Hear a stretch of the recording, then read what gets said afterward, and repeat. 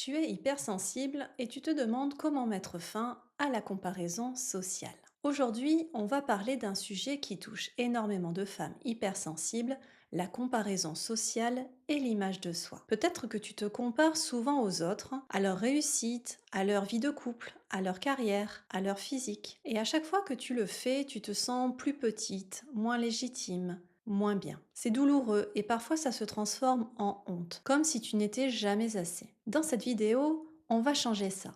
Je vais te montrer exactement comment mettre fin à la comparaison sociale, qui te fait tant souffrir intérieurement, en apprenant à retrouver la paix et te sentir enfin libre, étape par étape à l'aide d'outils pratiques que j'ai pu utiliser et expérimenter lorsque moi-même j'étais en conflit avec mon image et le regard des autres. Je sais ce que tu ressens parce que je l'ai vécu. Pendant longtemps, je regardais les autres femmes autour de moi et je me disais, elle réussit mieux que moi, elle a une vie plus stable, elle a plus confiance en elle, elle est plus mince que moi, elle a une relation de couple épanouie. Tu vois, le discours intérieur qui ne t'aide pas à avancer et qui tourne en boucle dans ta tête. Résultat, je doutais de moi, je me cachais, je me racontais des histoires et je me sentais toujours en retard par rapport aux autres. J'avais le don de me poser en victime et j'entretenais des pensées négatives pendant des jours et des semaines sans pouvoir changer ce mal-être. Et puis un jour, j'ai compris que la comparaison était un piège sans fin. J'ai vraiment pris conscience qu'il était important pour moi de me détacher du regard des autres, autant du regard des hommes que celui des femmes, et qu'il était possible d'en sortir pour retrouver quelque chose de plus précieux, la liberté intérieure. Et aujourd'hui, dans cette vidéo, je vais te partager pourquoi la comparaison sociale détruit ton image de toi, mon propre chemin, les étapes que j'ai traversées pour m'en libérer, et des solutions concrètes que tu pourras appliquer dès aujourd'hui pour arrêter de souffrir de la comparaison. Alors, installe-toi bien confortablement, détends-toi, c'est parti. Pourquoi la comparaison sociale est toxique? Quand tu es hypersensible, ton cerveau est en permanence en train d'observer, d'analyser, de ressentir. Du coup, tu captes plus fort les signaux extérieurs. Ce que les autres font, ce qu'ils montrent, ce qu'ils réussissent. Le problème, c'est que la comparaison n'est jamais équilibrée. Tu compares toujours ton intérieur, là on parle de tes doutes, tes peurs, tes fragilités, avec l'extérieur des autres, c'est-à-dire leur vitrine, ce qu'ils veulent bien montrer. C'est comme si tu comparais les coulisses d'un film avec la bande-annonce d'une grosse production. Ça ne peut pas coller. Et le pire, c'est que cette comparaison paralyse ton action. À force de voir les autres réussir parfaitement sur leur vitrine, tu te dis que tes propres efforts ne servent à rien. Et tu vois le résultat final chez elles, mais tu oublies qu'elles ont eu des échecs, des ratés, des moments de découragement, exactement comme toi et moi. Ton cerveau, surstimulé, transforme cette différence en un jugement. Je ne suis pas à la hauteur pour commencer. Du coup, tu as du mal à te lancer ou à continuer, car la barre te semble placée trop haut. Résultat, tu nourris la honte. Et cette honte abîme ton image de toi. Tu commences à croire que tu n'as pas de valeur, que tu n'es pas assez. Et c'est là que la souffrance s'installe. Quand la souffrance est là, devine ce qu'il se passe. L'hypersensibilité te fait tout amplifier. La honte devient un poids immense, si lourd que tu as envie de te cacher, de te rendre invisible. Et tu te coupes des autres, et cette solitude forcée ne fait qu'augmenter tes doutes initiaux. C'est un cercle vicieux. C'est douloureux, et parfois ça se transforme en honte, comme si tu n'étais jamais assez. Mais souviens-toi, ce que tu ressens est réel, mais la comparaison est fausse. Ce n'est qu'une illusion créée par la vitrine et tes propres filtres d'hypersensibilité. Et aujourd'hui, on va changer tout ça. Il s'agit de retrouver la paix et de te sentir enfin libre. Mon cheminement personnel. D'abord, si tu es toujours là avec moi en train de regarder cette vidéo, fais-le moi savoir en commentant liberté ou en likant cette vidéo. Je vais être honnête avec toi. Il y a quelques années, j'étais complètement prisonnière de cette comparaison. Je regardais autour de moi et j'avais l'impression que tout le monde avançait, sauf moi. Honnêtement, ça a duré plusieurs décennies avant que je puisse me détacher du regard des autres. Ça a commencé dès l'enfance, à l'école, avec les camarades de classe. Moi, par exemple, j'étais terrorisée à l'idée de prendre la parole, d'aller au tableau réciter une poésie. La petite voix disait: tout le monde va me regarder, me tromper. Je ne vais pas être à la hauteur. Ils vont me juger.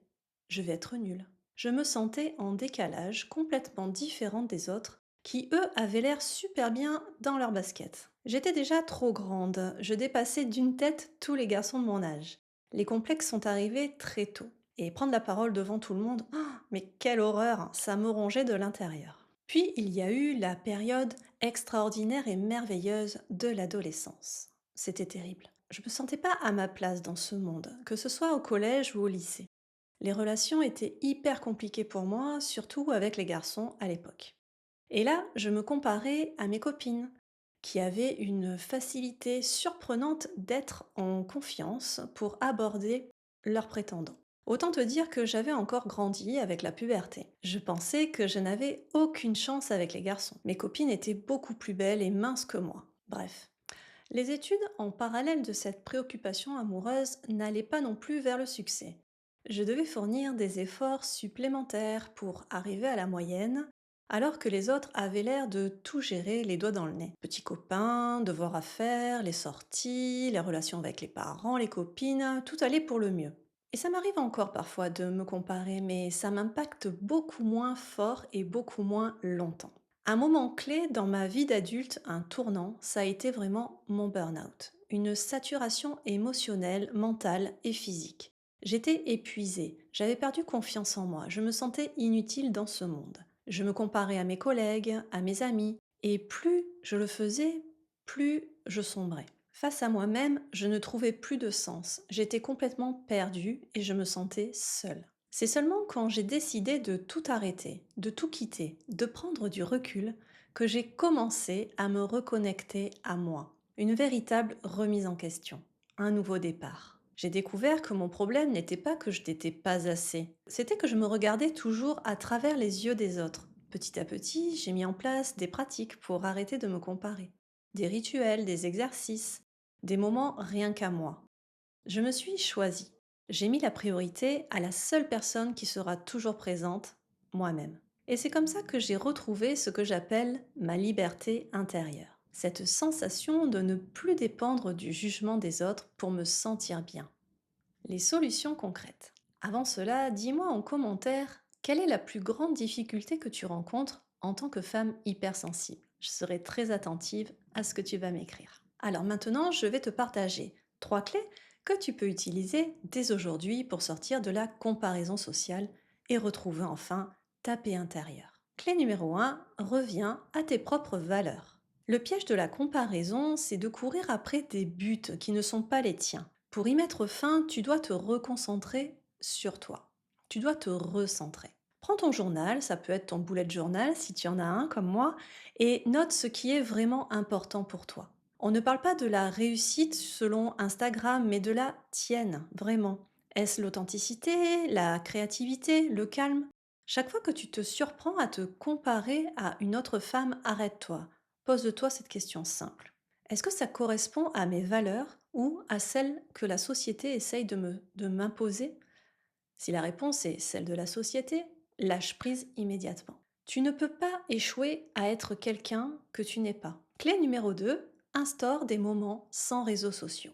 Les réseaux sont une machine à comparaison. Pour une personne hypersensible, l'avalanche de vitrines parfaites est une surcharge assurée. Fixe une règle simple, mais stricte. Commence petit, 1 heure sans réseau après le travail ou bien pendant tous les repas. Le but n'est pas de tout supprimer, mais de reprendre le contrôle, la gestion sur ton temps et ton cerveau. Je te suggère un rituel de 24 heures sans réseau par semaine. Fais le test, tu vas te rendre compte à quel point cette pause libère ton esprit et apaise ton cœur. Cet espace de silence te permet de te reconnecter à tes vrais besoins sans le bruit constant des réussites des autres. C'est un acte d'autoprotection. Clé numéro 3, crée ton rituel d'auto-valorisation. Si la comparaison abîme ton image de toi, il faut la réparer en nourrissant ton estime de toi de l'intérieur. Chaque soir, dans une nouvelle page de ton bullet journal par exemple, écris 3 choses dont tu es fier. Vraiment 3, pas plus, pas moins. N'attends pas la grande réussite. Valorise les petites victoires. Avoir pris par exemple soin de toi en te faisant couler un bon bain. Avoir osé dire non à une demande qui t'épuisait. Avoir terminé une tâche que tu repoussais. Le fait de les noter force ton cerveau à enregistrer ces moments positifs. Ce sont des petits pas concrets, faciles à intégrer dans ta routine, mais cumulés, ils vont vraiment changer complètement ton regard sur toi-même. Et c'est là, dans cette pratique quotidienne, que tu commences à ressentir cette fabuleuse liberté intérieure. Celle qui te dit ⁇ Je suis assez ⁇ ce que je suis, c'est suffisant. Passons à la conclusion. Tu vois, mettre fin à la comparaison sociale, ce n'est pas se couper du monde. C'est au contraire réapprendre à regarder le monde sans t'oublier, sans te juger, sans te diminuer. Ton image de toi ne se construit jamais dans le regard des autres. Elle se construit dans tes choix, tes valeurs et ta façon dont tu prends soin de toi chaque jour. Alors je veux que tu te rappelles une chose essentielle. Tu es déjà assez, tu es déjà complète. Chaque fois que tu choisis d'appliquer ces clés et de ne plus te comparer, tu reprends un peu plus le pouvoir. Tu regagnes ta liberté intérieure. Si cette vidéo t'a aidé, pense à mettre un like si ce n'est pas déjà fait et à t'abonner pour ne pas rater les prochaines. Et surtout à partager en commentaire. Dis-moi, à quel moment précis tu te compares le plus aux autres. Cela nous aidera toutes à moins nous sentir seules. On se retrouve très vite pour une nouvelle vidéo. Dans celle-ci, tu apprendras à reprendre la maîtrise de ton mental pour apaiser ton hypersensibilité. D'ici là, prends bien soin de toi et ose vivre ta liberté intérieure.